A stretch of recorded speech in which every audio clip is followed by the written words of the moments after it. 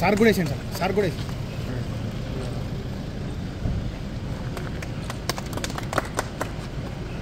Sir photo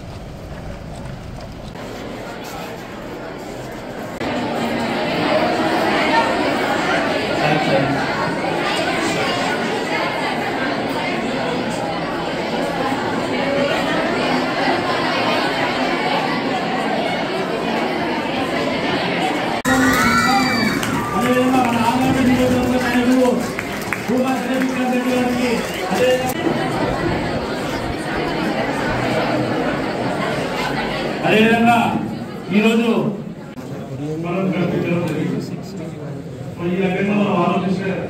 మన రాష్ట్రం రకాల పార్టీలలో ఉంటారు అవునా, వాళ్ళ ఇన్ఫ్లుయెన్స్ ఉంటుంది మన మీద డెఫినెట్గా. అయినా ఓటేసే ముందు మీ ఏజ్ గ్రూప్కి ఒక కన్ఫ్యూజన్ ఉంటుంది. అంటే ఎవరిని మనం చూజ్ చేసుకోవాలనేది మీకు ఉంటుంది లోపల, కానీ రకరకాల ఇన్ఫ్లుయెన్స్లు మన మీద పనిచేస్తూ ఉంటాయి. ఫస్ట్ ఫ్యామిలీ ఇన్ఫ్లుయెన్స్ పనిచేస్తుంది, తర్వాత ఫ్రెండ్స్ ఇన్ఫ్లుయెన్స్ పనిచేస్తూ ఉంటారు, బయట ఉండే వాతావరణాలు ఇన్ఫ్లుయెన్స్ పనిచేస్తూ ఉంటాయి. సో ఈ కన్ఫ్యూజన్లో మనం ఎవరికి ఓటేస్తున్నామో ఒకసారి అర్థం కాకుండా ఇన్వాలిడ్ ఓట్స్ కూడా వస్తూ ఉంటాయి అవునా. అంటే చెల్లని ఓట్లు, అంటే ఏ పార్టీ 4-5 పార్టీలు కంటెస్ట్ చేసి ఉంటాయి. సో ఈ 4-5 పార్టీలు కంటెస్ట్ చేసేటప్పుడు కూడా ఓటు కూడా సరిగ్గా వేయలేని పరిస్థితి కూడా వస్తూ ఉంటుంది. ఒకసారి ఎవరికి ఓటు వేయాలో అర్థం కాకుండా ఏదో ఒక దానికి ఉద్దేశం ఓటు ఒత్తేసి వచ్చేస్తుంటాం. అంటే కొంచెం ఫియర్ కూడా ఉంటుంది, అంటే కొంచెం భయం కూడా ఉంటుంది. అంటే మొదటిసారి ఇస్తారు కదా మనకు, ఫస్ట్ టైం ఇచ్చినప్పుడు అది చూసుకోవడంలో చేసుకోవడంలో కొంత ఇబ్బంది కూడా కలుగుతుంది. అంటే ఇప్పుడు బ్యాలెట్ లేదు రండి, ఇప్పుడు మిషన్స్ వచ్చినాయి. మిషన్స్ వచ్చిన నెంబర్ ఆఫ్ కంటెస్టెంట్ క్యాండిడేట్స్ ఉంటారు కాబట్టి నువ్వు వేయాలనుకున్న సింబల్ ఏదైతే నువ్వు ఆలోచన చేసుకుంటావో చూసుకునే లోపలనే రకరకాల ఫీలింగ్స్ వస్తాయి.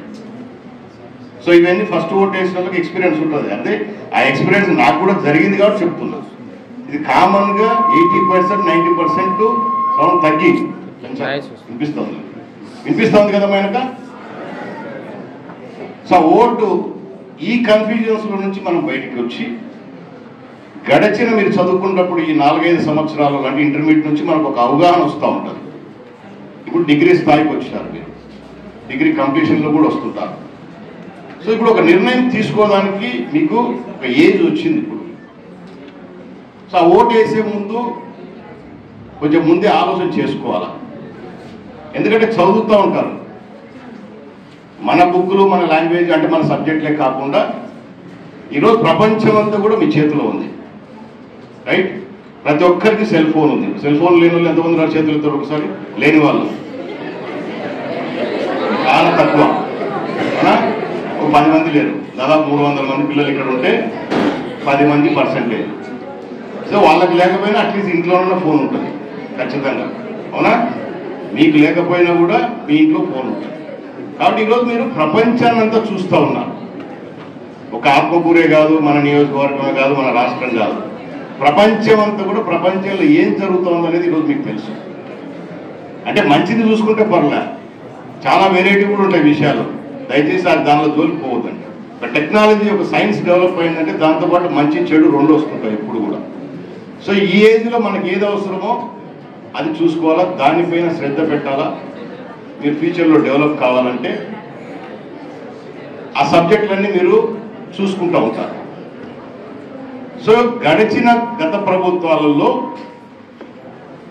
ఏ పార్టీ అధికారంలోకి వచ్చినప్పుడు రాష్ట్ర అభివృద్ధి కానీ రాష్ట్ర సంక్షేమం కానీ అలాగే యువతకు ఎటువంటి అవకాశాలు యువతకు కల్పించింది, ఏ ప్రభుత్వం కల్పించిందో తెలుసుకోవాల్సిన బాధ్యత మీకు కూడా ఉంది.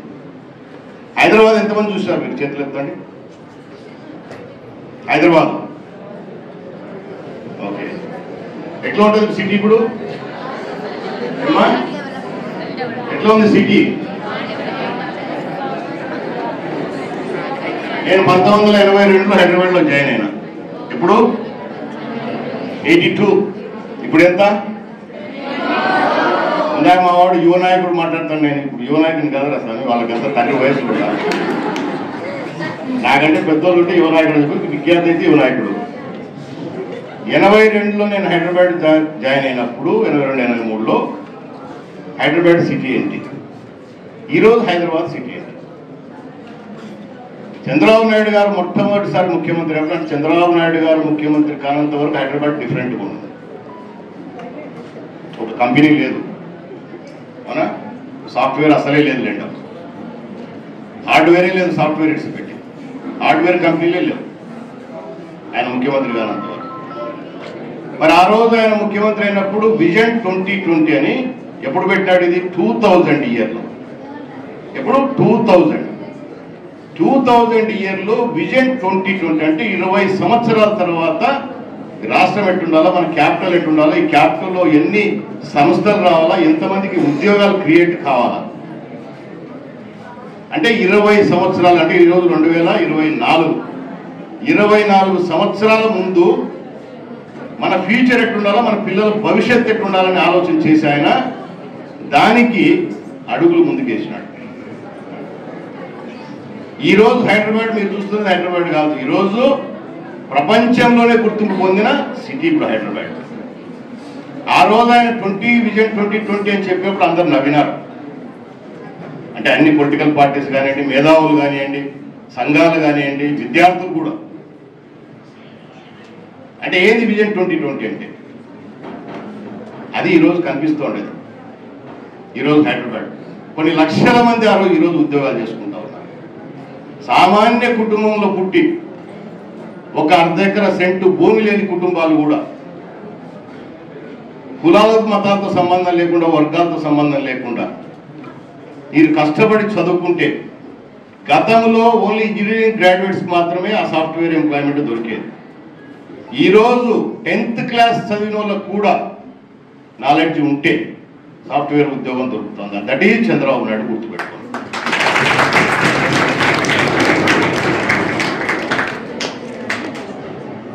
ఆ రోజు బెంగళూరులో మొదట నేను మళ్ళీ బెంగళూరులో కూడా చదువుకున్నా. సో బెంగళూరులో మొట్టమొదటిసారి హార్డ్వేర్ కంపెనీస్ వచ్చినాయి. దాని తర్వాత మొట్టమొదటిసారి సాఫ్ట్వేర్ కంపెనీలు వచ్చినాయి. చంద్రబాబు నాయుడు గారు ముఖ్యమంత్రి అయిన తర్వాతనే మనకు హార్డ్వేర్ కంపెనీలు కానీ సాఫ్ట్వేర్ కంపెనీలు కానీ వచ్చినాయి. బిల్ గేట్స్ పేరు ఎంతమంది విన్నారు మీరు ఇక్కడ? ఎంతమంది బిల్ గేట్స్ పేరు విన్నారు? చేతులు ఎత్తండి. ఎవరైనా? ఎవరు బిల్ గేట్స్ అంటే? ఎవరమ్మాయన?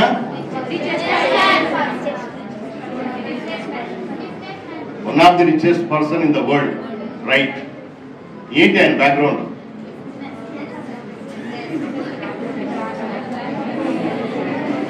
ఈరోజు సెల్ ఫోన్ చూస్తున్నారా? సెల్ ఫోన్ ఉంది కదా చాలా మందికి. ఈ సెల్ ఫోన్ లో మైక్రోసాఫ్ట్ కంపెనీ వాళ్ళు తయారు చేసిన సాఫ్ట్వేరే ఇప్పుడు టెక్నాలజీ అంతా వాడుతూ ఉండదు, డెవలప్ అవుతూ ఉంటుంది. రకరకాల కంపెనీలు కూడా వచ్చినాయిలేండి, చాలా కంపెనీ. మైక్రోసాఫ్ట్ కంపెనీ అధినేత ఆయన ఒకప్పుడు. సిస్టమ్ డెవలప్ చేసి ప్రపంచానికి అంత పరిచయం చేశాడు ఆయన. విండోస్ అని మీరు ఓపెన్ చేస్తే, కంప్యూటర్ ఓపెన్ చేస్తే విండోస్ అని వస్తుందా? వస్తుందా? నేను టెక్నాలజీ చదువుకోలే, కానీ నేర్చుకున్నా. ఆ విండోస్ కనిపెట్టిందే మైక్రోసాఫ్ట్ కంపెనీ, బిల్ గేట్స్. ఆ బిల్ గేట్స్ నువ్వు అన్నట్టు ఇప్పుడు ప్రపంచంలో అత్యంత ధనికవంతుడు, కానీ ఆయన కూడా సామాన్యుడే. ఈ బిల్ గేట్స్ మైక్రోసాఫ్ట్ అనే కంపెనీ స్టార్ట్ చేశాడు, అవునా? మైక్రోసాఫ్ట్ కంపెనీ పేరు వింటారు కదా, ప్రపంచంలో చాలా పెద్ద కంపెనీ. అమెరికాలో తప్ప ఆఫీస్ ఎక్కడ లేదు ప్రపంచంలో.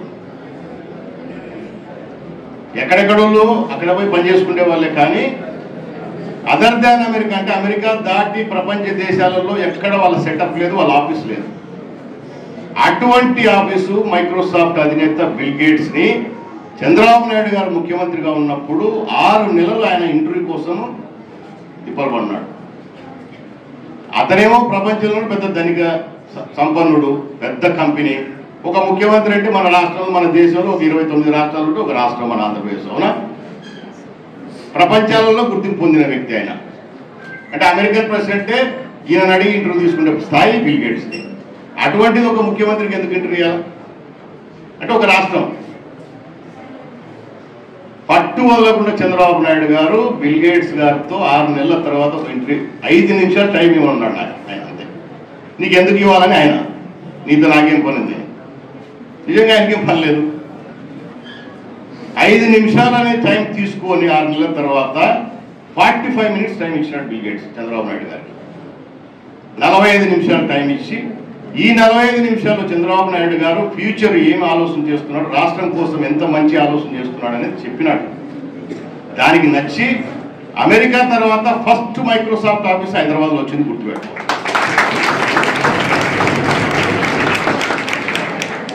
అమెరికా తర్వాత వేరే దేశాలలో ఎక్కడ లేదు, ఫస్ట్ ఆఫీస్ వచ్చింది మైక్రోసాఫ్ట్ ఆఫీసు హైదరాబాద్. ఈరోజు కొన్ని లక్షల మంది పనిచేస్తారు. ఇవన్నీ ఎందుకు చెప్తున్నానంటే, ఒక అధినేత ఒక రాష్ట్రానికి ముఖ్యమంత్రి కానీ దేశానికి ప్రధానమంత్రి కానీ ఫ్యూచర్ గురించి ఆలోచన చేసే వాళ్ళని కాకుండా, ఇందాక మన వాడు చెప్పినట్టు 1000కో 2000 రూపాయలకో ఇప్పటికప్పుడు మన ముందర నీడ పడుతుంటుంది, దాన్ని చూసుకుంటే కుదరదు. ఫ్యూచర్ దానికి టైం తీసుకుంటుంది. కానీ ఈరోజు హైదరాబాద్ ఎడుతారని ఒకటి తర్వాత ఈరోజు 100 కంపెనీలు హైదరాబాద్లో, అన్ని మల్టీనేషనల్ ఆల్ కంపెనీస్ ఈరోజు హైదరాబాద్లో సెటప్ అయినాయి. అది హైదరాబాద్ ఈరోజు హైదరాబాద్లో తిరుగుతూ ఉంటే అమెరికాలో తిరిగినట్టు ఉంటుంది, ఫ్రాన్స్లో తిరిగినట్టు ఉంటుంది, ఇంగ్లాండ్లో తిరిగినట్టు ఉంటుంది. ఈరోజు హైదరాబాద్ ఇన్కమ్ రాష్ట్రం విడిపోయిన తర్వాత 75% ఇన్కమ్ హైదరాబాద్ సిటీ నుంచి వస్తుంది ఆ రాష్ట్రం నడవాలంటే. ఒకప్పుడు ఏమీ లేని రాష్ట్రం, అంటే ఏమీ లేదు హైదరాబాద్. ఈరోజు తెలంగాణ రాష్ట్ర ప్రభుత్వానికి 75% ఆ ఒక్క హైదరాబాద్ సిటీ నుంచి ఇన్కమ్ వస్తుంది. ఇంకా ట్యాక్సులు మిగతా రూపాయలు అవన్నీ వేరే. సో మీకు ఎందుకు చెప్తా అంటే, ఓటు వేసే ముందు ఆలోచన చేయండి. పోయినసారి ఎస్పెషల్లీ యూత్ చాలా మోసపోయింది. రాష్ట్రాన్ని విడగొట్టినప్పుడు, ఆంధ్రప్రదేశ్ కంబైన్డ్ ఆంధ్రప్రదేశ్ని విడగొట్టినప్పుడు తెలంగాణ ఆంధ్రప్రదేశ్ ఏర్పడింది. తెలంగాణ ఆంధ్రప్రదేశ్ ఏర్పడొద్దు, మనం కలిసే ఉందామని చెప్పేసి మనం కూడా ఆ రోజు చాలా పోరాటాలు చేసినాం. మీరు ఆ రోజు పోరాటాలు చేసినప్పుడు మీరు నాకు తెలిసి 10th క్లాస్లో 9th క్లాస్లో ఉండింటారు, ఇంకా కిందనే ఉండింటారు, అవునా? 12లో మనకు విడగొట్టినారు. 12 అంటే ఇప్పుడు ఎంత? 12 సంవత్సరాలు గడిచిపోయింది. 12 సంవత్సరాల ముందు మీ వయసు ఎంత? ఇంకా మీకు ఆ రోజు అంత అవగాహన ఉండిండదు. విడగొట్టినప్పుడు రాష్ట్రాన్ని కేంద్ర ప్రభుత్వం ఆ రోజు ఏం చెప్పింది? అప్పులు ఇచ్చి మనం బయటకు పంపించినారు మన రాష్ట్రానికి. మన రాష్ట్రానికి ఏమో అప్పులు ఇచ్చారు, తెలంగాణకేమో క్యాష్లోనే ఉండింది. ఆ రోజు కేంద్ర ప్రభుత్వం ఏం చెప్పింది? స్పెషల్ స్టేటస్ ఇస్తానని చెప్పింది. స్పెషల్ స్టేటస్ ఇస్తే ఇండస్ట్రీస్ వస్తాయి, వాళ్ళకు ట్యాక్స్ బెనిఫిట్స్ వస్తాయి. కాబట్టి ఏ ఇండస్ట్రీ అయినా వచ్చి మన రాష్ట్రంలో సెటప్ చేసుకోవడానికి అవకాశాలు ఉంటుంది, దాని ద్వారా ఉద్యోగ అవకాశాలు ఎక్కువ వస్తాయి. తర్వాత బీజేపీ అధికారంలోకి వచ్చింది. ఏదైతే కాంగ్రెస్ పార్టీ ఆ రోజు అన్యాయంగా మనల్ని విడగొట్టి ఇచ్చిన తర్వాత కాంగ్రెస్ పార్టీ, బీజేపీ పార్టీ కూడా ఆ రోజు సపోర్ట్ చేస్తే కానీ జరగలేదు. జగన్మోహన్ రెడ్డి ఏం చెప్పినాడు మొన్న? ప్రతి ఊర్లో, ప్రతి కాలేజీలో, ప్రతి చోట పిల్లలకి 25 ఎంపీ సీట్లు ఏంటి నాకు ఉండింది. ఇప్పుడు 25 మనకు సీట్లు, ఎంపీ సీట్లు 25 ఉన్న రాష్ట్రంలో. అన్ని సీట్లు నాకు ఇవ్వండి, కేంద్రం నేను మెడల్ వచ్చి స్పెషల్ స్టేటస్ తీసుకొస్తాను, తెలుగుదేశం పార్టీ వాళ్ళు సాధించలేకపోయినారని చెప్పారు. ఏం చేసినాడు చెప్పండి? ఆ రోజు అది సాధ్యం కాలేదు కాబట్టి చంద్రబాబు నాయుడు గారు కేంద్రంలో ప్రతి వాడికి కొన్ని పరిమితులు ఉంటాయి. నేనేదో ఊకే చెప్పిపోతే ఓట్లు లేరు నాకు, అవునా? 2004 నుంచి పోటీ చేస్తా ఉన్నా, గుర్తుపెట్టుకోండమ్మా. అంటే మా తండ్రి గారు, అన్నగారు ఇంకా ముందు పోటీ చేశారు, నేను రాజకీయాల్లోకి వచ్చాక చెప్తాను. 2004లో భార్య పోటీ చేసింది, 2009లో నేను పోటీ చేసిన, 2014లో పోటీ చేసిన, 2019లో పోటీ చేసిన, రేపు కూడా పోటీ చేయబోతా ఉన్నా. కానీ నన్ను గెలిపించింది ప్రజలు ఒక్కసారి. ప్రజలకు నమ్మకం రావాలంటే అంత ఆశమాషి కాదు ఓటేయాలంటే. ఆ నమ్మకాన్ని మేము కలిగించుకోవాలి. అంటే మీకు ఏదైతే మాట ఇస్తామో దాన్ని నిలబెట్టుకోవాలి.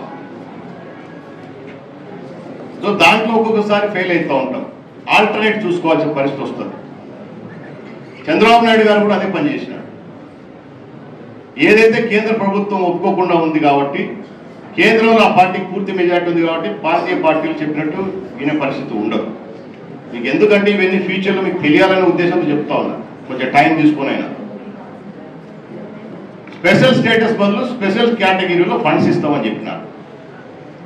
అయినా ఆయన ఒప్పుకోకుండా పోరాడినాడు, కుదరకపోయేసరికి స్పెషల్ కేటగిరీలోనే మీరు ఎంత డబ్బు ఇస్తారో ఇవ్వండి, లేకపోతే ఎన్ని ఇండస్ట్రీలు ఇస్తారో ఇవ్వండి, ఎన్ని ఇన్స్టిట్యూషన్స్ కాలేజీలు కానీ ఇంకోటి కానీ ఇస్తారో ఇవ్వండి అని చెప్పేసి దానికి ఒప్పుకొని అది తీసుకొచ్చినాడు, రాష్ట్రం అభివృద్ధి చేసినాడు. ఈరోజు మన రాష్ట్రంలో కేంద్రానికి సంబంధించిన చాలా ఇన్స్టిట్యూషన్స్ ఉన్నాయి. అవి ఇక్కడికి వచ్చినాయంటే దాంట్లో చాలా మందికి ఉద్యోగాలు వస్తుంటాయి. ఇన్స్టిట్యూషన్ ఇస్తారు కానీ ఉద్యోగాలు ఇక్కడి వాళ్ళకే కదా ఇచ్చేది, అది కూడా కేంద్రమే పంపించదు. డెవలప్మెంట్ అనేది ఒక చోటు నుంచి మొదలైతే చాలా త్వరగా విస్తరిస్తుంది కానీ కొంచెం టైం తీసుకుంటుంది. సో మరి ఈరోజు జగన్మోహన్ రెడ్డి చేసింది ఏంటి? నాకు అధికారాన్ని ఇవ్వండి, ఎమ్మెల్యేలు ఇవ్వండి, ఎంపీలు ఇవ్వండి, నేను కేంద్రం మెడల్ వచ్చి తీసుకొని వస్తా, స్పెషల్ స్టేటస్, ఊరూరులో ఒక ఫ్యాక్టరీ పెడతాను, మన ఆత్మకూరులో ఒకటి పెడతాను, పక్కన నరగాలో ఒకటి పెడతాను, పరివేలో ఒకటి పెడతాను, మాట బాగా బ్రహ్మాండంగా మాట చెప్తాను. ఆ రోజు మీకు ఓటు లేదు కరెక్టే. ఆ రోజు ఓటున్న పిల్లలంతా ఏం చేశారు? జగన్మోహన్ రెడ్డి యువకుడు, ధైర్యస్తుడు, సోనియా గాంధీతో ఢీ కొట్టినాడు, ఎవరైనా ఢీ కొడతాడినా, ఎవరైనా జుట్టు పట్టుకుంటాడో లాక్కొస్తాడు, ఇంటికి ఫ్యాక్టరీలు తీసుకొస్తాడు అని పాపం కలలు కన్నారు పిల్లలు. ఏమైంది ఇప్పుడు? పిల్లలు మీరు కలగడమే కాదు, మీ ఓటే కాదు, ఆ రోజు ఏం జరిగింది? వాళ్ళ అమ్మది, వాళ్ళ అవ్వది, వాళ్ళ జేజిది, వాళ్ళ అక్కది, వాళ్ళ చెల్లిది, అన్ని ఓట్లు ఇప్పించాడు వాడు తెలియకుండా. అందులో బాగా పుట్టగాడు కదా యంగ్స్టరు, పోరాడతలే మన తరఫున గట్టిగా అనుకున్నారు. కానీ గెలిచిన తర్వాత ఏమేం చెప్పింది? 22 ఎంపీ సీట్లు ఇచ్చినారు. దాదాపు ఇప్పుడు 9 రాజ్యసభ ఎంపీలు ఉన్నాయి. ఆయన ఇన్ని ఎంపీలను పెట్టుకొని కూడా ఏ రోజున్న పార్లమెంటులో స్పెషల్ స్టేటస్ గురించి అడగడం ఒక్కటే తెలుసు అంతే. ఓకే, అడగడం ఒక క్వశ్చన్లో, ఎందుకంటే ఎమ్మెల్యేలుగా శాసనసభలో కానీ పార్లమెంట్లో కానీ కొన్ని రూల్స్ ఉంటాయి. ఒక క్వశ్చన్ అవర్ నేను కూడా ఎమ్మెల్యేకి వెళ్తే ఒక క్వశ్చన్ అవర్ ఒక క్వశ్చన్ ఇస్తాను, నా నియోజకవర్గానికి ఇది కావాలంటే నాకు ఒక 2 నిమిషాలు ఛాన్స్ ఇస్తారు మాట్లాడడానికి. రకరకాలుగా రూల్స్ ఉంటాయి దాంట్లో. అది తప్ప ఏ రోజున్న పార్లమెంట్లో వాకౌట్ చేసేది ఉందో, వాళ్ళ ఎంపీలతో రాజీనామా చేసిన పరిస్థితి ఎప్పుడైనా చేసినాడా? ఒక్కసారి మీ అందరి దగ్గర సెల్ ఫోన్లు ఉండేవి. జగన్మోహన్ రెడ్డి ముఖ్యమంత్రి కాకముందు ఎన్నెన్ని ప్రామిసులు చేసినాడు ఇప్పటికి కూడా యూట్యూబ్లో వస్తుంటాయి. వస్తాయా? ఒకసారి ఆన్ చేయండి. మీరందరూ చేయాల్సిన పని ఎందుకంటే మీరు ఓటు వేయాలో వద్దా అనేది మీరే నిర్ణయించుకుంటారు, మేము అడగాల్సిన పనుల. జగన్మోహన్ రెడ్డి యూట్యూబ్ ఆన్ చేయండి, ఆయన స్పీచ్లు అన్నీ వినండి. ఎన్ని ప్రామిసులు చేసినాడు, ఎన్ని నిలబెట్టుకున్నాడు మీకే తెలుస్తుంది. ఇంకా నా చంద్రబాబు ఓటేమో నేను అడగాల్సిన పనులే, నువ్వే ఆలోచన చేసుకుంటావు వేద్దామా వద్దా అని. చేసిన ప్రామిస్లో దుర్మార్గుడు ఒక్కటి కూడా నిలబెట్టాలి. ఒక్క ఇండస్ట్రీ లేదు, ఇప్పుడు ఒక సాఫ్ట్వేర్ కంపెనీ లేదు. చంద్రబాబు నాయుడు గారు ముఖ్యమంత్రిగా ఉన్నప్పుడు తీసుకొచ్చిన కంపెనీలు కూడా ఎన్నికిపోయినాయి. ఎన్ని సమీక్షలు చేసేవాళ్ళు ఆ రోజు. కంపెనీలు రావాలంటే ఈయన ముఖ్యమంత్రి అయిన తర్వాత ఒక్కటే మీటింగ్ జరిగింది జగన్మోహన్ రెడ్డి. ఐసిఐసిఐ అని దొరుకుతుంది, మీకు గుర్తుండదు చూడండి, అందుకే చెప్తాను. వైజాగ్లో ఒకటే. ఎన్ని వచ్చినాయి దాని ద్వారా, ఎంత పెట్టుబడులు మన దగ్గరకు వచ్చినాయి? ఏమీ లేవమ్మా, శూన్యం. ఇవన్నీ ఎందుకు చెప్తున్నానంటే మూర్ఖంగా ఓటు వేయకండి. అభిమానం ఉండొచ్చు, నేను కాదన్నాను, ఓటు మాత్రం మూర్ఖంగా వేయకండి. భవిష్యత్తు మీది, ఆలోచన చేసుకోవాలి మీరు. రేపు మీరు ఓటేస్తే నేను కూడా నియోజకవర్గంలో నేనైతే పోయినసారి ఇచ్చిన మాట నిలబెట్టుకున్నా, అవునా? ప్రామిస్ మాన్యం మన నియోజకవర్గానికి, శ్రీశైలం నియోజకవర్గానికి ఏం ప్రామిస్ చేసినా నాకు నిలబెట్టుకున్నా. ప్రామిస్ చేయని కూడా చాలా చేసినాం, కానీ కొన్ని చేయలేకపోవచ్చు మేము కూడా. ఇప్పుడు వెనక తెల్ల గోడ ఉంది, ఈ పక్కన గోడ తెల్లగుంటే ఒక మచ్చ వేసి పొద్దునూకలు అదే చూస్తారు, మచ్చ కొడుతూ ఎట్లా? మిగతాదంతా తెల్లగా ఉంది కదా గోడ, అవునా? ఒక గీత గీసేసి అదే దాన్నే చూస్తూ ఉంటే ఎట్లా? కరెక్ట్ కాదు కదా. మనిషి అన్నాక ప్రతి వాడికి మంచితనం ఉంటుంది, చెడుతనం ఉంటుంది, తప్పులు చేస్తుంటాం, అన్నీ చేస్తుంటాం. ఇచ్చిన మాట ఒక్కొక్కసారి 1-2 నిలబెట్టుకోలేకపోవచ్చు, కానీ అదే కాదు కదా, మిగతా ఎన్ని చేసింటాం. సో అది కూడా చూడాలి ఎప్పుడు కూడా. మీకు ఎన్ని ఎందుకు చెప్తున్నా అంటే ఓవరాల్గా ఓటేసే ముందు ఇవన్నీ క్యాల్కులేషన్లోకి వస్తాయి. మీరే కాదు, రేపు మీ తల్లిదండ్రులను కూడా చెప్పుకోవాలి. మనం ఈరోజు ఇంట్లో మిమ్మల్ని కష్టపడి ఇక్కడ పంపించి వాడు అప్పు చేస్తున్నాడో మీ తల్లిదండ్రులు తింటున్నాడో లేదు, కానీ మిమ్మల్ని మాత్రం చదివించుకుంటున్నాడు. అవునా? నిజమేనా? రేపు ఇంకా ఉన్నత చదువు చదువుకోవాలంటే ఉన్న భూమి అమ్ముకోవాలో ఇంకోటి అమ్ముకోవాలో చదివించుకోవాలి పిల్లలు. మా పిల్లల భవిష్యత్తు మేము ఉన్నట్టు ఉండకూడదని ప్రతి తల్లిదండ్రి ఆలోచన చేస్తాడు. మీరు బాగుండాలని కోరుకుంటారు. సో ఆ బాగుండే దాంట్లో ప్రభుత్వాలు కూడా కొంచెం తోడు కావాలా, మాలాంటి వాళ్ళని కూడా మీకు కొంచెం తోడు కావాలంటే మంచి పరిపాలన ఉండాలి. గతంలో ఎప్పుడు కూడా విదేశీ విద్య లేదు. పోయినసారి చంద్రబాబు నాయుడు పెట్టినాడు. చాలా మంది పిల్లలు బయటకు పోయి చదువుకున్నారు. అంటే అదంతా మెరిట్ మీదనే వస్తుంది. టాలెంట్ ఉంటే రేపు నువ్వు పోవచ్చు, ఎవరైనా పోవచ్చు. ఈయన వచ్చిన తర్వాత అది బీకేసినాడు. ఏం లేవు. ఇప్పుడు రాష్ట్రం మాత్రం 10 లక్షల కోట్లు అప్పయింది. ఆంధ్రప్రదేశ్, ఉమ్మడి ఆంధ్రప్రదేశ్ ఏర్పడిన దగ్గర నుంచి మనం సపరేట్ అయినాం కదా. ఇప్పటి వరకు ఏ ప్రభుత్వాన్ని పరిపాలన చేయని, కాంగ్రెస్ చేసిండని, తెలుగుదేశం చేసిండని, ఇప్పటి వరకు 3 లక్షల, మొన్నటిదాకా చంద్రబాబు దిగిపోయేంత వరకు 3 లక్షల కోట్ల అప్పు. మొట్టమొదటి నుంచి ఒక్క 5 సంవత్సరాలు ఈయనకు అవకాశం ఇస్తే 10 లక్షల కోట్లు అప్పు చేసినాడు. డబ్బు ఎక్కడ పోయింది? మీ భవిష్యత్తు గురించి కదా మేము ఆలోచన చేసేది. ఇదే కాలేజీలో నేను 2 మీటింగ్లు పెట్టినా ఎమ్మెల్యేగా ఉన్నప్పుడు. ఏ మీటింగ్లు తెలుసునా? జాబ్ మేళా. ప్రతిసారి 3,000 మంది స్టూడెంట్స్ వచ్చారు. దాంట్లో 600 ఒకసారి, 890 మంది ఒకసారి సెలెక్ట్ అయినారు. అంటే మేము కూడా ఒక బాధ్యత ఉంటుంది. బాధ్యతలు మేమే మర్చిపోలే. సెలెక్ట్ అయిన 890 స్టూడెంట్స్లో పోయింది ఎంతమంది తెలుసునా? మీరు కూడా ఉద్యోగాలకు ఆ రోజు 14,000 రూపాయలు జీతం. అమ్మాయిలు 96 మంది పోయినారు, అబ్బాయిలు పోయింది 12 మంది. చూసుకోండి. ఈరోజు వాళ్ళ జీతం ఎంత వస్తుంది తెలుసునా మీకు? 35,000 వస్తుంది. అమ్మాయిలు కంటిన్యూ చేస్తున్నారు. అమ్మాయిలే ధైర్యంగా పోయినారు అబ్బాయిల కంటే. ఏమైనా అంటే నాకు ఆత్మకూరులోనే కావాలన్నా ఉద్యోగం. నేనే కావాలన్నా సార్ ఆత్మకూరులో నీకు ఉద్యోగం, లేదంటే కరువెల్లో కావాలా, ఆ ఊరుంటే ఆ ఊరుంటే ఫ్యాక్టరీ తేవాలా. అయితే సాధ్యమే పనే, అదే పనేనా? మేము దారులు చూపిస్తాం మీకు, ఆ దారి పట్టుకొని పోతున్నారు మీరు. అంతే కదా భవిష్యత్తు అంటే. రేపు మీ పిల్లలు కూడా మీరు ఇవే కదా చూపిస్తారు. ఏం చూపిస్తారు? మంచిగా చదివిస్తారు, ఏ కంపెనీలు ఎక్కడ ఉన్నాయని అప్లికేషన్లు పెడతారు, చేస్తారు. అంతేగాని ఉద్యోగం అయితే నువ్వు చేయాల్సిందే కదా. సో మాకు బాధ్యతలు ఉన్నాయి. మేము చేసే పనులు మేము చేస్తూ ఉంటాం. పోవాలా ధైర్యంగా. తల్లిదండ్రులకు ఇంకా భారం కావద్దు. తల్లిదండ్రులు ఒక స్థాయి వరకు మనల్ని పోషిస్తారు. దాని తర్వాత వాళ్ళ బాగోగులు చూసుకోవాల్సిన బాధ్యత మనది. వాళ్ళు ఏం కోరుకుంటారు? మా బాగోగులు ఏం అవసరం లేదని నువ్వు బాగుంటే చదువుకుంటారు.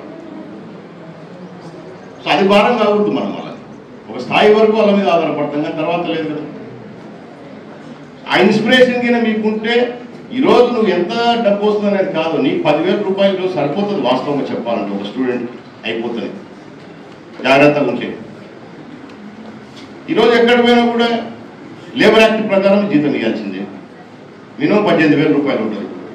సరే కంపెనీలో ఒక ట్యాక్సేషన్ వాళ్ళ ఓటు ఉంటే కట్టింగ్ పోయినా ఎక్కడైనా 15,000 రూపాయలకైతే ఉద్యోగం తక్కువ కింద. నువ్వు కష్టపడతా ఉంటే, నీ టాలెంట్ చూపిస్తే ఆటోమేటిక్గా పొజిషన్స్ పెరుగుతూ ఉంటాయి.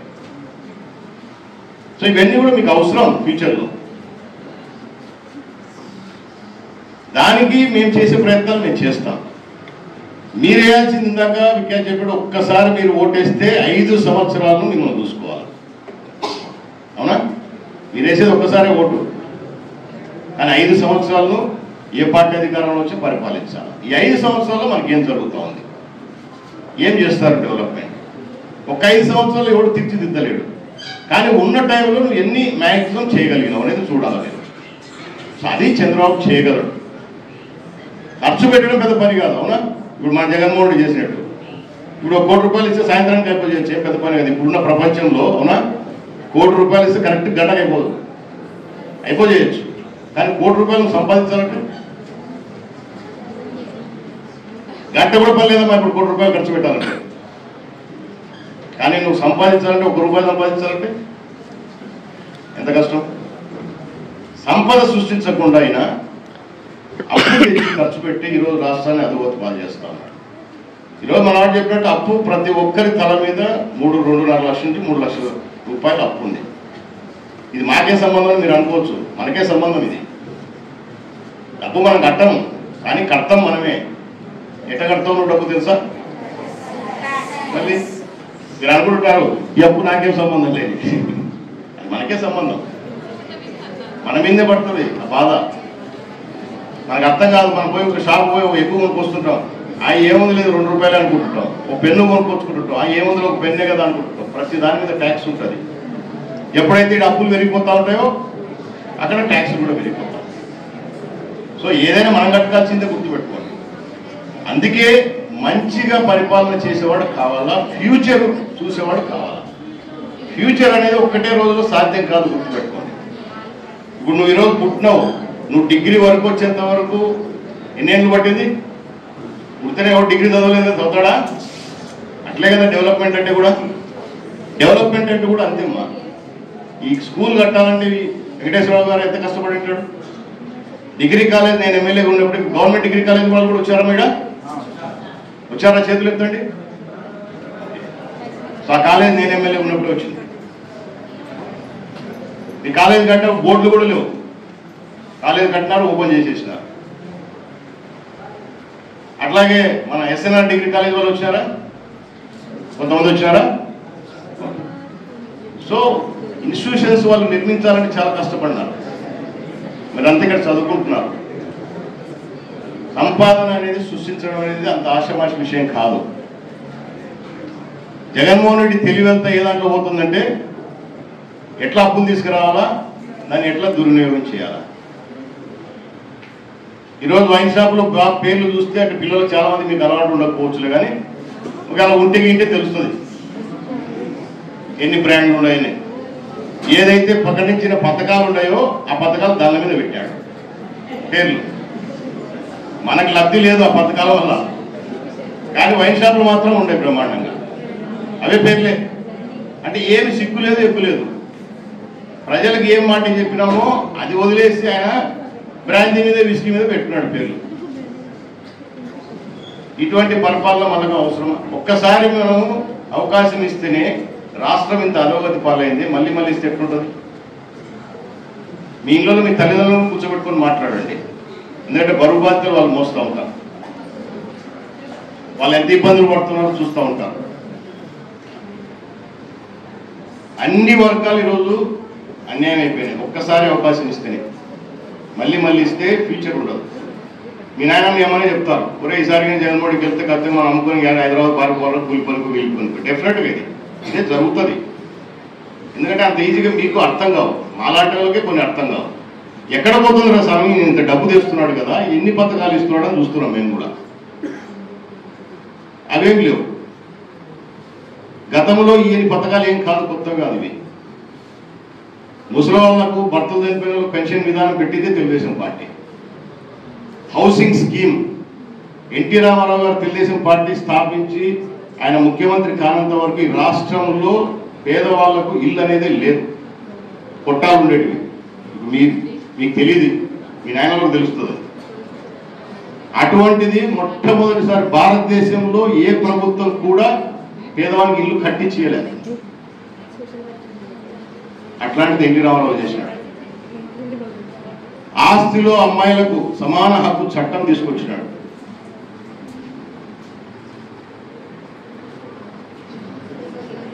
ఆస్తిలో సమాన హక్కు చట్టం తీసుకొచ్చినాడు. నువ్వు మనకేదో ఆడపిల్లలకు పెళ్లి చేసి ఇంత కట్నం ఇస్తాం పంపిస్తుంటాం కదా. సరే, తల్లిదండ్రుల మీద ప్రేమ ఉంటే మనం ఇప్పుడు తల్లిదండ్రులు బాగానే ఇస్తున్నారు అనుకోండి, ఉంటే పర్వాలే. లేదంటే ఆస్తులు నీకు సమానంగా హక్కు ఉంది. అన్ని వర్గాలకు, ఎస్సీలు కానీ, బీసీలు కానీ, మైనార్టీలు కానీ, ఎవరికైనా సరే రాజ్యాంగ అధికారం ఉండాలని అంబేద్కర్ ఎట్లా కోరుకున్నాడు, అది ఎన్టీ రామారావు కల్పించినాడు. సర్పంచ్లు కానీ, ఎంపీటీసీలు కానీ, జెడ్పీటీసీలు కానీ, జెడ్పీ చైర్మన్లు కానీ రిజర్వేషన్లు ఇచ్చినాడు. మహిళలకు రిజర్వేషన్లు ఇచ్చినాడు. ఇవన్నీ విప్లవాత్మకమైన మార్పులు తీసుకొచ్చినాడు ఎన్టీ రామారావు, గుర్తుపెట్టుకోండి. ఆయన అవి తీసుకొస్తే ఈయన ఆర్థికంగా డెవలప్ చేసినాడు చంద్రబాబు నాయుడు. అంటే సమానతల్యంగా ఉండాలా, సంక్షేమం ఉండాలా, అభివృద్ధి ఉండాలా, ఆర్థికంగా కూడా రాష్ట్రం ఎదగాలి. ఎప్పుడైతే రాష్ట్రం ఆర్థికంగా ఉంటుందో మీరు బాగుంటారు. ఇంత ఫ్యూచర్ ఆలోచన చేసినారమ్మా, ఊరికి ఆశమాషకి కాదు. రాజశేఖర రెడ్డి గారు వీళ్ళ తండ్రి గారు ముఖ్యమంత్రిగా చేసినాడు, ఆయన కూడా చాలా మంచి పనులు చేశాడు. నేను కూడా ఒప్పుకుంటాను, మంచి చేసాడు, మంచి అనుకున్నాను, తప్పేం లేదు. ఈయనేం చేశాడు? ఇప్పుడు రాజశేఖర రెడ్డి గారు లేరు, ఉన్నారా? ఏం చేశాడు? అమ్మను బయటకు కొట్టాడు, చెల్లెళ్ళు బయటకు తిరిగినాడు. ఈయన ముఖ్యమంత్రి అయిన వరకు వాళ్ళే రోడ్డు పట్టుకొని తిరిగినారు. అవునా? చూసింటారు కదా మీరు. అందుకే పాత వీడియోలో ఒకసారి చూడండి అని చెప్తా ఉన్నాను. ఇద్దరిని బయటకు పంపించినాడు, కార్యకర్తలు దాన్ని బయటకు పంపించారు, వాలంటీర్లను పెట్టారు. మీరక డిగ్రీ చదివి, ఇంజనీరింగ్ చదివి, పీజీలు చదివి, పిహెచ్డీలు చేసేవారు కూడా వాలంటీర్ పనిచేస్తున్నారు. కర్మ 5,000 రూపాయల కోసం. చంద్రబాబు నాయుడు గారు నెలకు 20,000 రూపాయలు దిద్దుని చూపిస్తారా సాగంటే నమ్మరు. సో ఇవన్నీ ఆలోచన చేసుకోండి. ఫ్యూచర్ బాగుండాలి, మనకు రాష్ట్రం బాగుండాలి. క్యాపిటల్ లేకుంటే ఎంత దరిద్రంగా ఉన్నారో చెప్పండి. మీరు బయటకు పోతే మీ క్యాపిటల్ లేదంటే ఏం చెప్తారు? ఈ మహానుభావుడు ఆ రోజు, నేను కూడా అసెంబ్లీలో ఉన్నా, నేను ఎమ్మెల్యే, మాకు అమరావతి క్యాపిటల్ ఎలాంటి అభ్యంతరం లేదని చెప్పినాడు. ముఖ్యమంత్రి అయితే ఏం చేసినాడు? తీసి నాశనం లేపేసినాడు. 33,000 ఎకరాలు ఇచ్చారు రైతులు. ప్రపంచంలో ఎక్కడ కూడా జరగలేదు ఇటువంటిది. చంద్రబాబు నాయుడు ఆలోచన విధానం అట్లుంటుందని చెప్తున్నా మీకు.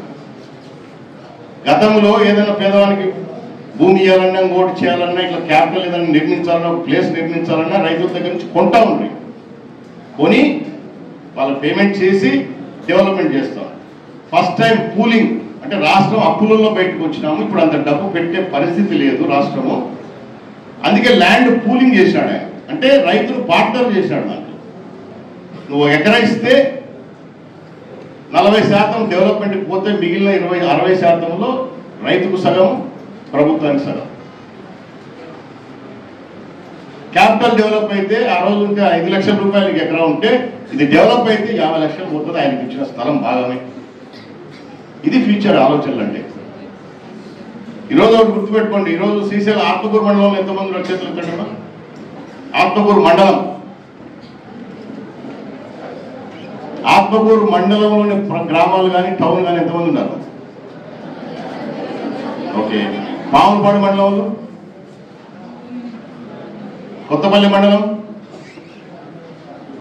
మిగతా వాళ్ళంతా ఏ మండలాలలో?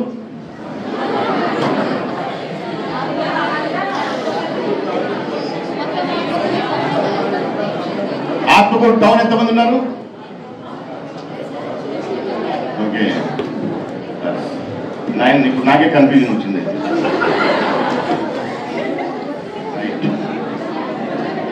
Siddhapuram reservoir lift irrigation scheme ఎవరైనా చూసారా? ఎవరన్నా? సిద్ధాపురం లిఫ్ట్ ఇరిగేషన్ స్కీమ్ చేసిన మనం సిద్ధాపురం ఊరు పక్కన ఉంటాం. ఒకసారి మన ఎస్ఎన్ తాండా పక్కన ఉంటుంది, శ్రీశైలం పోయే రోడ్లో. దాని కింద ఈరోజు 25,000 ఎకరాలు నీళ్లు పడతా ఉంది. 25,000 ఎకరాలు నీళ్లు వారాలంటే మేము ఎంత కష్టపడి ఆ ప్రాజెక్టును డబ్బులు తీసుకొచ్చి పూర్తి చేసినారు. నేను ఎమ్మెల్యే కాకముందు మాట ఇచ్చినాను, నన్ను ఎమ్మెల్యే గెలిపించండి, దాన్ని చేస్తానని. ఈరోజు 25,000 ఎకరాలు నీళ్లు పడతా ఉంది. అది ప్రాజెక్టు మొదలు పెట్టక ముందు భూమి విలువ ఎంతో తెలుసా మీకు? ఎవరికన్నా? 50,000 నుంచి 2 లక్షల రూపాయలు దాని ఖరీదు. ఎకరా భూమి విలువ ప్రాజెక్టు మొదలు పెట్టక ముందు, పనులు మొదలు పెట్టక ముందు 50,000 రూపాయలు తక్కువ ధర. అంటే లోపలికి ఉంటాయి. 2 లక్షలు అంటే ఆ ఊరికి దగ్గరనో రోడ్డుకో, మెయిన్ రోడ్డుకో. ఈరోజు ఎంత తెలుసు దాని భూమి విలువ? ఎక్కడ ఎంత ఉంది తెలుసా? నేను చెప్పిన 50,000 భూమి ఈరోజు 15 లక్షలు ఉంది. నేను చెప్పిన 2 లక్షల భూమి ఈరోజు 30-40 లక్షలు ఉంది. ఎన్ని సంవత్సరాలలో? 5 సంవత్సరాలు. అంటే ఎన్ని కుటుంబాలు బాగుపడితే చెప్పు. ఒక అమ్మాయికి పెళ్లి చేయాలంటే ఇంతకుముందు 5 ఎకరాలు అమ్ముకుంటే కూడా వాడు 5 ఎకరాలు అమ్ముకుంటే వాడు తల్లిదండ్రులు రోడ్డు మీద పడతాడు. అనుకుంటేది 5 ఎకరాలు. కట్నాలు ఏమని నేర్పాను కదా, ఆడపిల్లకు సంతోషంగా అత్తగారికి పంపించే దాంట్లో కార్యక్రమం చెప్తుంది. ఈరోజు 1 ఎకరా అమ్ముకుంటే 3 పిల్లలు పెళ్లి చేస్తాడు. ఇది మేము చేసిన మంచి పనులు. డెవలప్మెంట్ అంటే ఏందనుకుంటున్నారు? ఇంటికి మేమే సూట్ కేసు పంపించలేము, అందరికి క్యాష్ పంపిస్తామా? ఇది చంద్రబాబు నాయుడు గారి నాయకత్వం. ఆయన అమ్మడి మేము ఉన్నాం కాబట్టి ఆ నాయకత్వంలో పనిచేస్తున్నాం కాబట్టి మన ప్రాంతం ఎట్లా అభివృద్ధి చెందాలని ఆలోచన చేసి కార్యక్రమాలను చేసాం. ఆత్మకూరు మున్సిపాలిటీకి టౌన్ మీరు అన్నట్లే 120 కోట్ల రూపాయలు పెట్టి నేను డ్రింకింగ్ వాటర్ స్కీమ్ తీసుకొచ్చాను, శాంక్షన్ చేసినాం, టెండర్లు పిలిచినాం, పనులు కూడా మొదలు పెట్టించాం. సిద్ధపల్లి రస్తా వాళ్ళు ఎవరైనా ఉన్నారా టౌన్లో? ఇక్కడ మన గవర్నమెంట్ జూనియర్ కాలేజీ చూసినారా? దాంట్లో ఒక ట్యాంక్ ఉంటుంది పెద్దది, చూసారా? ఆగిపోయింది లేండి. సిద్ధపల్లి రస్తాలు కూడా ఆగిపోయింది. 120 కోట్ల రూపాయలు పెట్టి నేను తీసుకొచ్చి శాంక్షన్ చేసి పనులు మొదలు పెట్టిస్తే ఈ ప్రభుత్వం వచ్చినాక ఆపేసినారు, జరగలే. ఇప్పుడు ఆత్మకూరు టౌన్ లో మంచినీళ్ళ ప్రాబ్లం ఉందా లేదా? చేతులు ఎంతమందికి ప్రాబ్లం ఉందో, నీళ్లు లేక ఎంత ఇబ్బంది పడుతున్నారు. ఎవరికి ఆ సమస్య ఉండకూడదని అంత డబ్బు తీసుకొచ్చినారు. ఏమైంది ఇప్పుడు? రాష్ట్రం అంతా వద్దులే, మన ఊరి కథనే మాట్లాడుకుందాం. నీళ్ళు లేవు, వాళ్ళకే తెలుసు కదా. పొద్దున్న లేసి మోంగడు పెరుగుడు నీళ్ళు లేవు పాపం. అది ఉండకూడదని అంత కష్టపడి తీసుకొచ్చిన. ఏం జరుగుతుంది మళ్ళీ ఇప్పుడు 5 ఏళ్లలో? ఇప్పుడు ఏమైనా ఒక ఫ్యాక్టరీ తీసుకొచ్చినాడా మన ఎమ్మెల్యే గారు చక్రపాణి రెడ్డి గారు? ఏం చేసినారు చెప్పండి. అందుకే జాగ్రత్తగా చెప్పాలంటే చాలా ఉంటాయి సబ్జెక్టు, కానీ వద్దు, టైం అవుతుంది, మీకు కూడా ఆకలి అవుతుంటుంది, నాకు కూడా వేరే పనులు ఉన్నాయి, ఎలక్షన్ టైం దగ్గరకు వచ్చింది. అభివృద్ధి మేము కష్టపడిందంతా కూడా ఏం చేస్తే మన నియోజకవర్గం బాగుపడుతుంది, ఏం చేస్తే మన పిల్లల భవిష్యత్తు కొంతమంది కన్నా మేము అవకాశాలు కల్పించగలమని ఆలోచన చేసినాం. సో దయచేసి మీరు వేసే ఓటు ఏదైతే ఉందో చాలా ఇంపార్టెంట్. మీరు ఆలోచన చేసుకోండి. ఈ ప్రభుత్వం ఉన్నప్పుడు ఏం చేసింది, ఆ ప్రభుత్వం ఏది ఉన్నప్పుడు ఏదో ఆలోచన చేసింది. మీరే నిర్ణయం తీసుకుంటారు, డెఫినెట్గా మీరే నిర్ణయం తీసుకుంటారు. చాలా మార్పు వచ్చింది. నేను కూడా తిరుగుతూ ఉన్నాను కదా, తప్పు చేసినాం ఆయన ఒక్కసారి అంటే ఏదో పొడుస్తాడు తిరుగుతాడు పాపం బ్రహ్మాండంగా తయారు చేస్తాడు అనుకున్నారు, పొరపాటు అయిపోయింది, జరిగిపోయింది. మళ్ళీ తప్పులు చేయొద్దండి. మోసపోవడం సహజమే, మళ్ళీ మోసపోతే ఏమంటారు? మా నాయన చెప్తుండే, మా ఫాదరు, ఇది సినిమాలో కూడా డైలాగ్ వచ్చింది కానీ మా నాయన మాకు చిన్నప్పటి నుంచి చెప్తుండే, మోసం చేసేవాని కంటే మోసం పోయినోడే దరిద్రుడు అని చెప్తుండే. భగవంతుడు తెలివి అందరికి ఇచ్చినాడు, గుర్తుపెట్టుకోండి. అవునా? నాకు ఇచ్చినాడు, నీకు ఇచ్చినాడు, దాన్ని ఎంత వాడితే అంత మంచిది. దాన్ని తగ్గించడంగా తగ్గుతుంది, పెంచితే పెరుగుతుంది. దేవుడు అందరికి తలకాయ ఇచ్చినాడు, బుర్ర ఇచ్చినాడు, బుర్రలో మెదడు ఇచ్చినాడు. ఆలోచన చేసుకోమని ఓటు వేసే ముందు ఆలోచన చేయండి. రేపు రాబోయేది ఖచ్చితంగా మంచి ప్రభుత్వం. రేపు లోకేష్ బాబు గారు కూడా పాదయాత్ర చేసేప్పుడు అన్ని కష్టాలు చూశాడు. ఆయన కూడా యువకుడే కదా, రాష్ట్రం అంతా తిరిగినాడు. జగన్మోహన్ రెడ్డి కూడా తిరిగినాడు పాపం, ఆయనకే మోసం జరగదండి, గుర్తుపెట్టుకోండి. ఇన్ని చేసి ఆయన చేసిందంటే అందరినీ నట్టేట ముంచేసినాడు. ఆయన కూడా అధికారం ఉన్నాడు, ఆయన కూడా సంపాదించుకోవాలి, ఎవరు బాగుండకూడదు. 20 లక్షల ఉద్యోగాలు రేపు సృష్టించబోయేది గ్యారంటీ రాబోయే 5 సంవత్సరాలలో.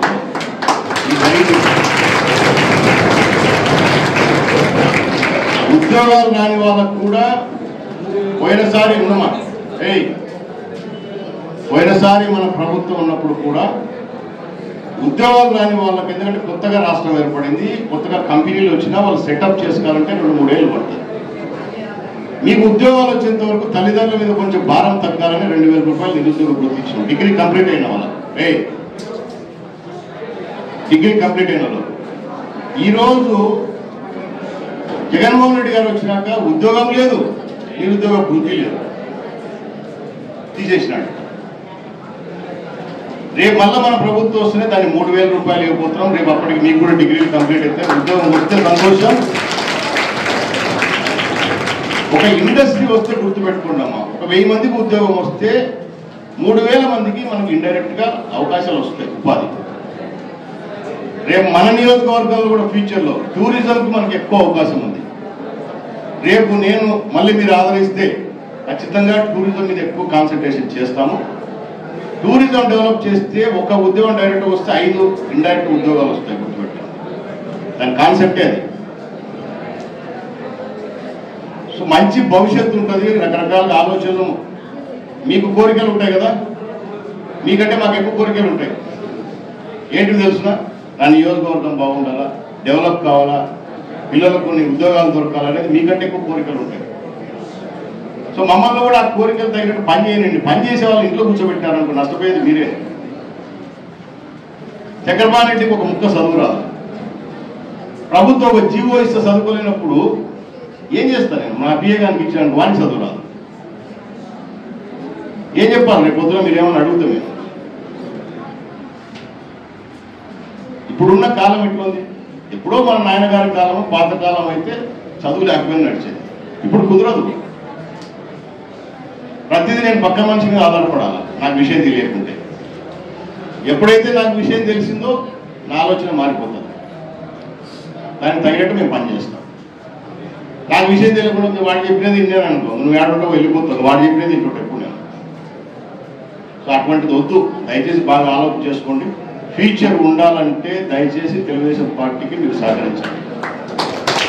ఫ్యూచర్ వద్దు అనుకుంటే ఇప్పుడు ఈరోజు 300 మంది ఉంటే 300 మందికి ఉద్యోగాలు వస్తాయి నేను చెప్పాను.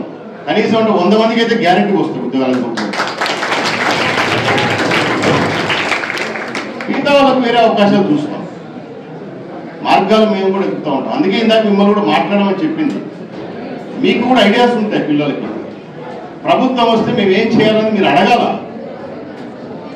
ఈ మహానుభావుడు నన్ను గెలిపించండి, ప్రతి సంవత్సరం జాబ్ క్యాలెండర్ పెడతాను, మెగా డిఎస్సీలు పెడతా అన్నాడు. ఏమీ లేవు.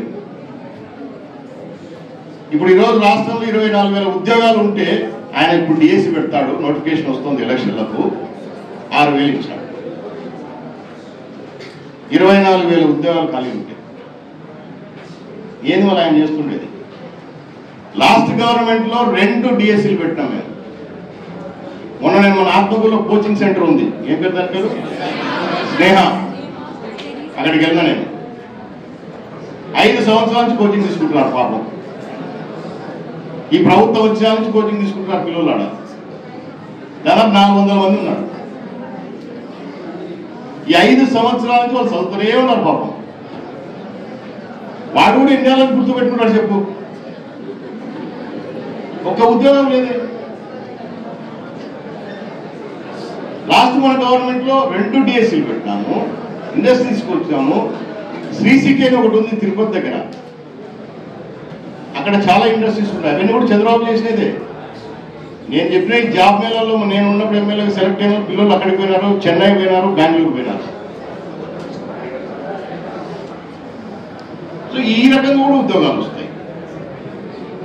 ఉద్యోగం అంటే అందరికీ గవర్నమెంట్ ఉద్యోగం రాదు కదా, అవునా? ఒకప్పుడు మేము చదువుకున్నప్పుడు గవర్నమెంట్ ఉద్యోగం వేరే ఉద్యోగమే లేదు మాకు. వస్తే గవర్నమెంట్ ఉద్యోగం రావాలా, లేకుంటే వ్యవసాయం చేసుకోవాలా, లేదంటే వ్యాపారం చేసుకోవాలా, అది మనవాడు చెప్పి గంజా వ్యాపారం చేయాలా. మేము చదువుకున్నాం. ఈ ప్రభుత్వం ఇప్పుడు గంజాయి, నేను మన సున్నిపేటలో కూడా చాలా ఇన్స్టిట్యూషన్స్ ఉన్నాయి, ఎప్పుడూ లేనిది. పిల్లల జీవితాలు నాశనం అయిపోతున్నాయి గంజాయితో. ఇప్పుడు నేను చదువుకున్నా, ఇంతగాడు చదువుకున్నాడు. ఇప్పుడు మేము చూసిన ప్రపంచం మీరు ఇంకా ఎవరు చూడలే, అవునా? ఇంత ప్రపంచం చూసినా మేము అవి నేర్చుకోవాలి, అలవాటు కాదు మాకు. నేను చాలా దేశాలు తిరిగినా, మన రాష్ట్రం మన దేశంలో చాలా రాష్ట్రాలు తిరిగినా, పక్క రాష్ట్రాలు కూడా చదువుకున్నాం. బెంగళూరు ఒకప్పుడు ఎట్లుంటే నేను చదువుకున్నప్పటికీ అది పెద్ద స్టూడెంట్స్, ఎస్పెషల్లీ అన్ని రాష్ట్రాల నుంచి స్టూడెంట్స్ ఉండేవాళ్ళు బెంగళూరులో నేను చదువుకున్నప్పుడు.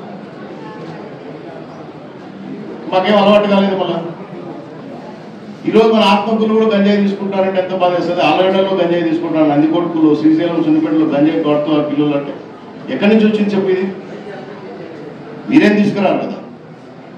ఈ ప్రభుత్వం వచ్చినాకనే వచ్చింది. నేను విమర్శించాలని కాదు, గతంలో ఎప్పుడు లేదు ఇది, ఫస్ట్ టైం. మీరు న్యూస్ చూస్తుంటారు, మీడియాలో ఉన్నారు, సోషల్ మీడియా చూస్తూ ఉంటారు. ఈసారి గంజాయి పట్టుబడినంత గంజాయి ఇప్పుడు గతంలో పట్టుబడుతూ ఉండేది. తోటలు వీళ్ళే పెడతారు, 1000 ఎకరాలు.